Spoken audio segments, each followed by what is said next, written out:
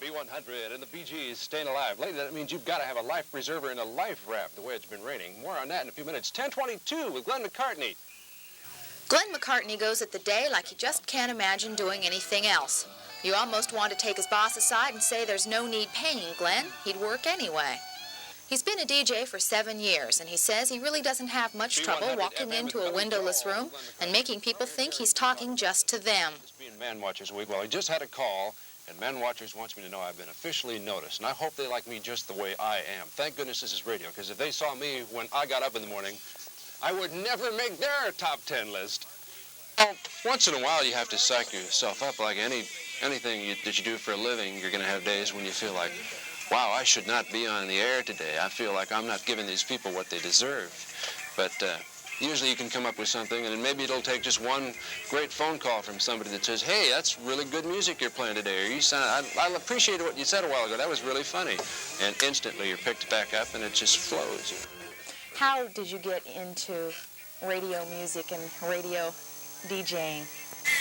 Well, it's funny. I never thought that I would be a disc jockey when I was growing up, but I remember being sick from school one day in the 5th grade and just listening to the rock and roll station for about 6 or 7 consecutive hours, and I was trying to listen for all the clues that they were giving about how you could win a set of skis or something they were giving away for Christmas, and it was the first time I'd ever listened and noticed that there was a disc jockey actually playing the songs that were my favorite songs, and I was just fascinated by it. You know, I appreciated his sense of humor, and I thought, wow, I got to get into this medium somehow, doing something, you know. It's showbiz. But it's really sort of a relaxed variety of entertainment. During his 4-hour morning show, McCartney does a little banter with the faceless listeners. He checks on the weather, updates his log, picks out the next tune, and answers the request line. He gets the pleas from teenage girls who just want to hear Fleetwood Mac one more time, and a good number of calls from people who regularly keep McCartney up to date on their private lives and personal problems. And he's charming to each and every one. B-100, hi there. Hi. Can you play We Are the Champions? I sure will. I'll get that on again in just a little while. Whereabouts do you live? I live in East San Diego. All right, we're going to send it out to you in East San Diego, okay? All right, is there any way you can get in the next 15 minutes because we have to leave? I can't promise to play it for you that fast because I played it last hour, but I'll play it again probably after 12 o'clock sometime, all right? Okay. Okay, thanks for calling B-100. All right, bye. Bye-bye.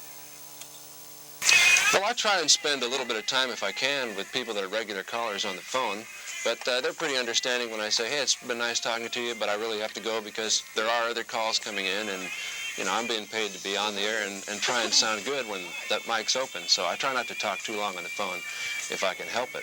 But I like to spend a little time, yeah, with people that are regular customers. McCartney has a job that a lot of people envy, but it is a business that caters to youth. And there is the question of what a 29-year-old DJ is going to do with the rest of his life. That's a question I've asked myself a couple of times because I know I'm not going to be playing rock and roll hits on the radio forever.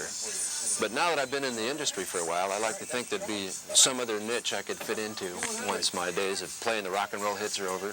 Might be with a record company or perhaps still in radio, but from a programming standpoint where I just pick the people I want to go on the air and have a chance to exercise some of my ideas and creativity from a programming standpoint that I don't have as much freedom to do now by being on the air. I'm enjoying this stage of it, but I see maybe that as the next stage for me.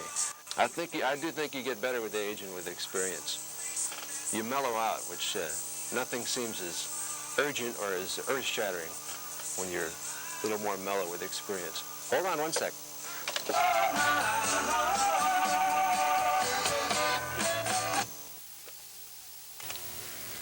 If you didn't know he was getting paid for it, you'd think he was having a pretty good time. KFMB FM, San Diego. It's 11:02, and I'm Glen McCartney on number 1, B-100. This is Carol Kendrick reporting for TV8 News from Kearney Mesa.